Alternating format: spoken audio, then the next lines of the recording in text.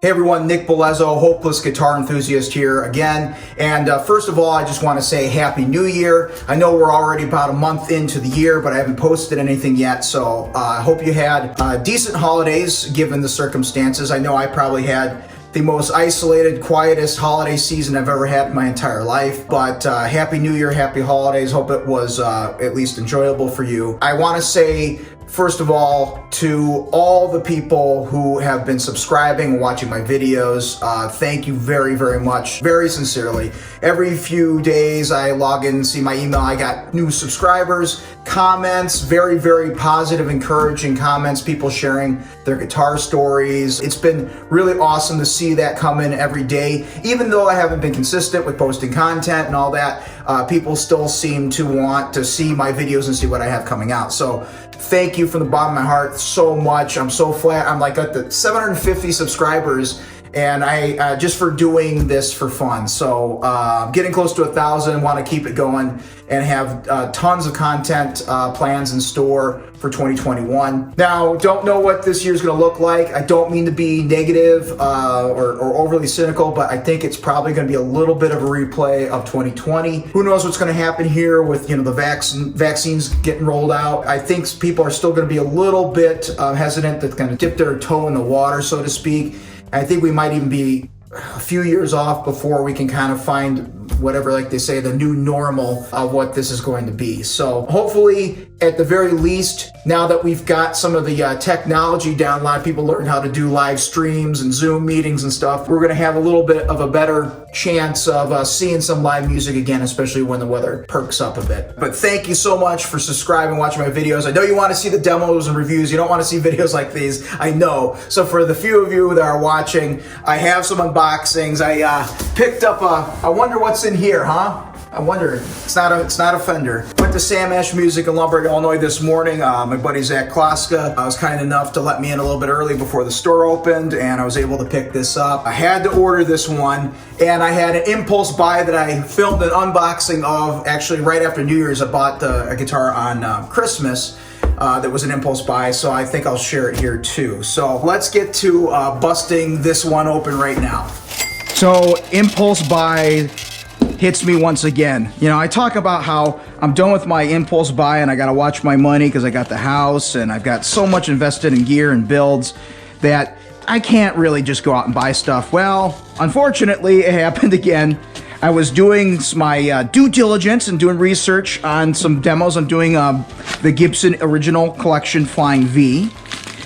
I'm going to do a review on that. And as I was logged on the Gibson's website to do the research, a limited edition announcement for a particular guitar model that I didn't expect them to do, but I was kind of wanting them to do for years. It was a signature model that I had owned before, and they did another run of it.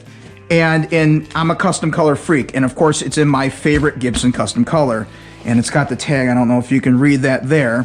I'll try to make it a surprise, but you're probably going to fast forward through all me blabbing about it. So I called my buddy Zach over at Sam Ash Music in Lombard, and I said, hey, this is going to get rolled out. Please, I think I want 3 of these. I don't have the money for them right now.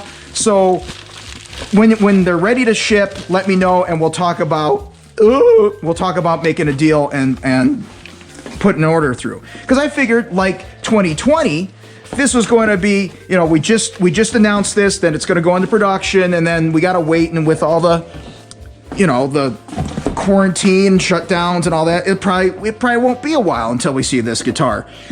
So that's the way I thought. I'll sell some stuff, I'll raise some cash, I'll have the money by the time it's ready to ship, maybe in a few months, maybe by the summer.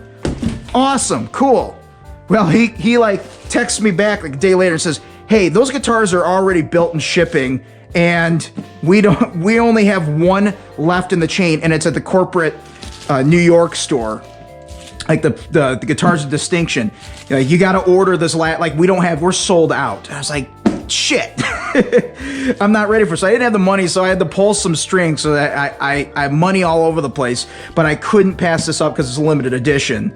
And he actually had to pull some strings to get it here because my down payment it just wasn't working with their credit card machine over the phone. So he pulled some strings and was able to get it here, and I picked it up this morning. So not even a week after I found out about this guitar, I have it. And that is the brand new Captain Kirk Douglas SG Custom. And that looks even better in person than I thought it would. Wow. In Inverness green.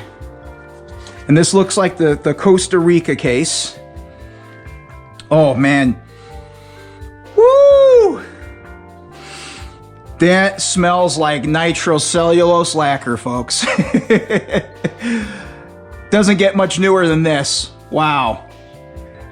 So the story on this one is, of course, Kirk Douglas. They call him the Captain Kirk. Guitar player for the Roots. Plays they play for Jimmy Fallon. You're probably aware of that. He had a signature model that I had back into 2013. I think it only had like a limited run of 400 pieces. And it was finished in like a plum, sort of cherry plum finish. I think they called it like plum. And it was patterned off of his 69 SG Custom. So the Batwing guard with the 3 pickups. Well, they decided to do this again with the Inverness green and an ebony with gold hardware. The green one has nickel-plated hardware. It's just got custom features everywhere because it's got 3 pickups. It doesn't have the switch or the volume here like it did last time. It had a combination volume switch for the middle. Now it just has the 3 individual volumes here with a master tone, but they're all splittable. So I don't know, there's like 30 something different combinations you can have if you just have the volume and the tone all the way up. It's basically infinite possibilities. And that is one sharp looking guitar.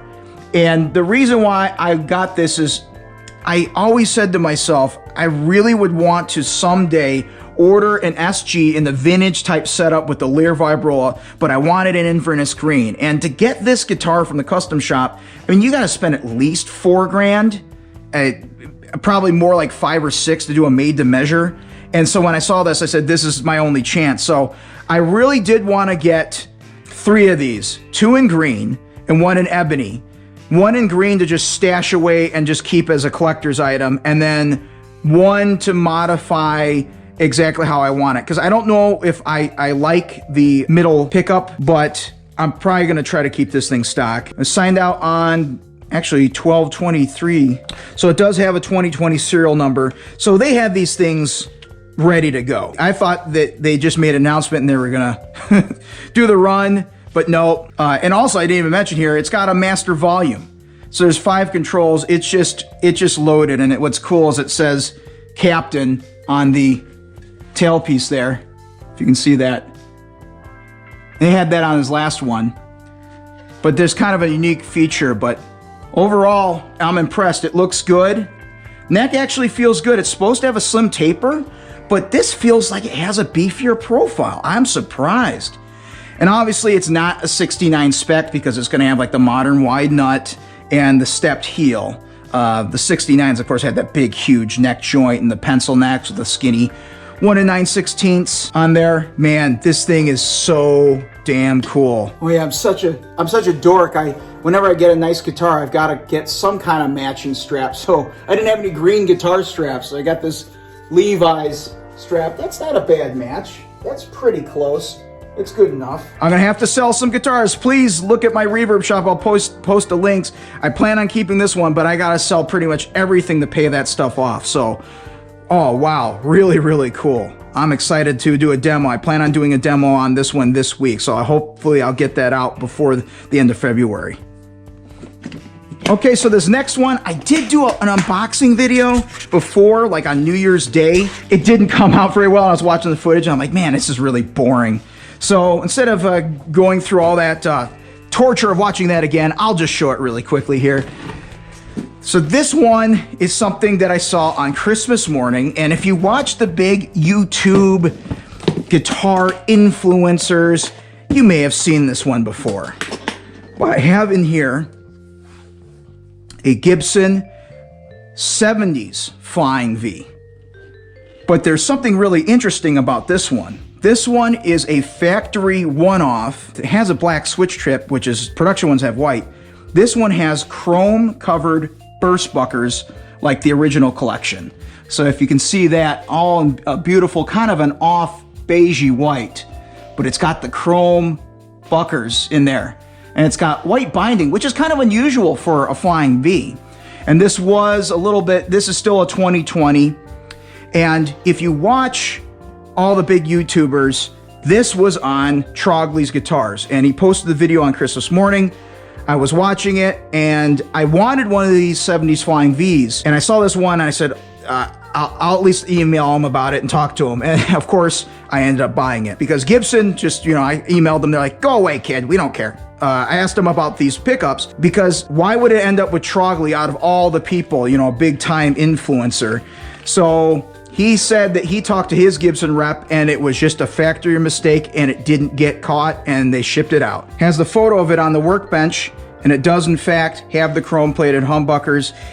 He said he did buy this directly from Gibson, so that's why I think I have a hunch that maybe Gibson sent him the factory one-off on purpose. And the upside to this is it's a really cool, one-of-a-kind, factory original mistake with the chrome-plated humbuckers. Cool. And I love the burst buckers. It's got the burst bucker 3 and the burst bucker 2, like the original collection Explorer and Flying V.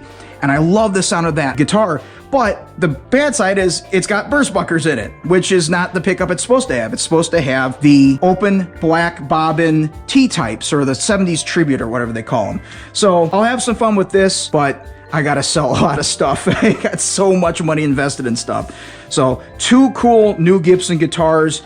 Watch for demos within the next month on both of these coming out. And these also, both that SG and the Flying V here have this new Costa Rican made case, which has the lighter Tolex and the lighter plush interior. Still very, very nice cases. As long as you're watching, I'll show you the other stuff that came in the shop.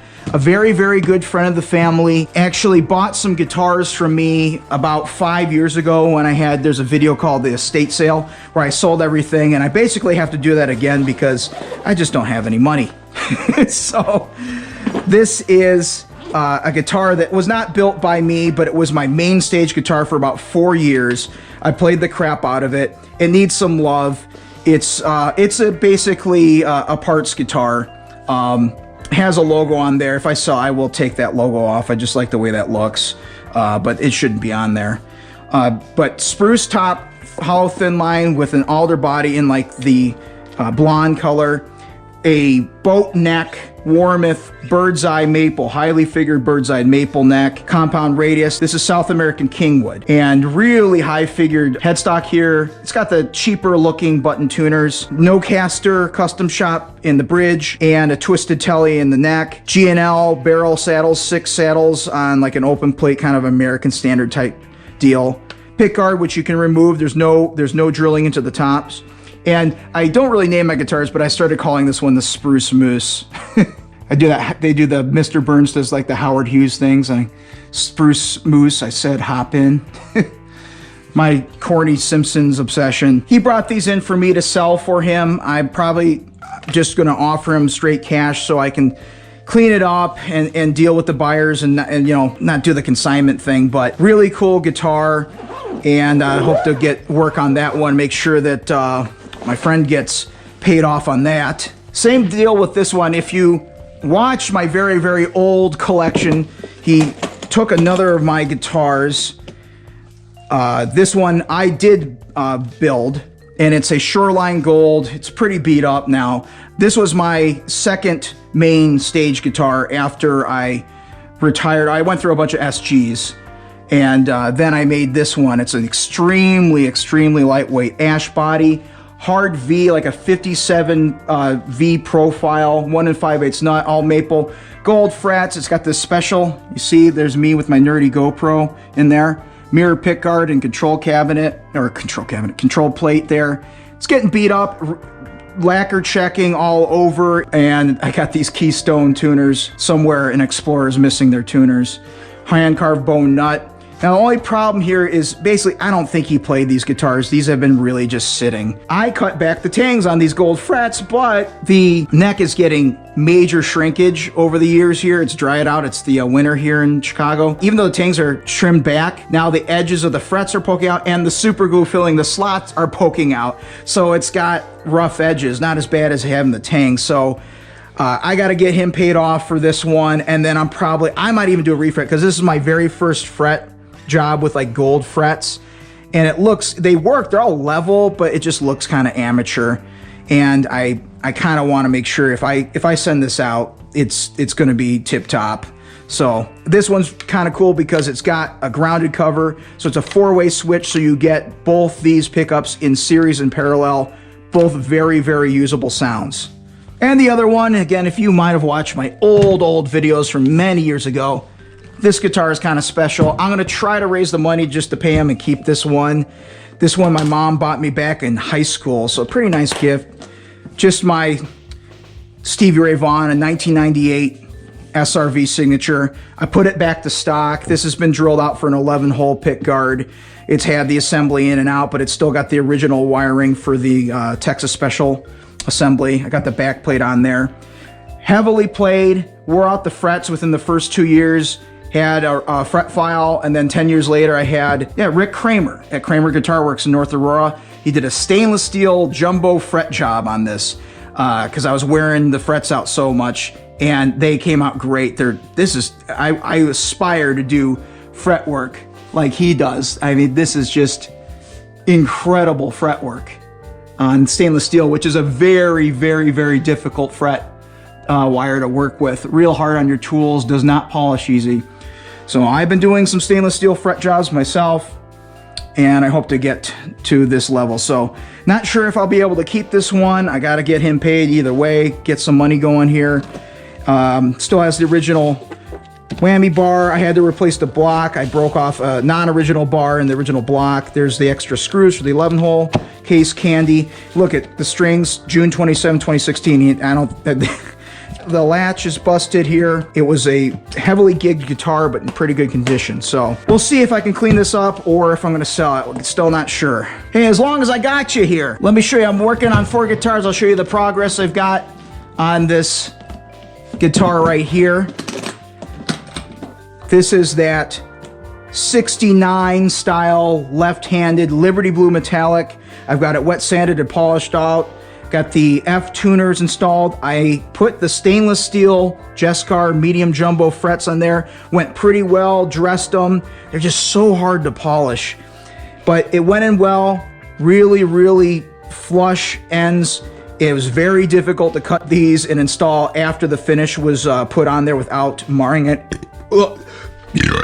Excuse me. It's really difficult to put these on with the finish, but I did it without screwing anything up, and I filled the ends in. It's still got the satiny smooth finish on here, and it's really coming along. This one's only weeks away from getting done. I just gotta install the pickguard, the hardware, get it set up, carve a bone nut for it, but the heavy finishing part is done. And this is what I was saying about in my other videos about these Rondo music cases. So these can fit not only Strat and Tele style guitars nice and snug, you can fit left-handed ones as well. So I didn't have to spring, for a special G&G lefty case. Not that those cases are bad, those are nice cases, but, this at least gets the job done without having to buy a special left-handed case. So thanks again, and I look like a dork here. Thanks again for watching, subscribing. Look out for new videos coming within the next 2 months here. Also, check out my Reverb Shop. I'm going to work on also getting a Patreon account going, and I really would like to do stuff where if I can get enough people contributing that I can buy guitars and then give them away, just because I like doing it and finding a way to finance all this. So look forward to that, and please get on my case, get on my ass if I'm not putting out content. I really, really want to try to stay consistent. That's my goal for this year. So this is Nick Belezzo signing off. Thanks for everything. I'll see you in hell.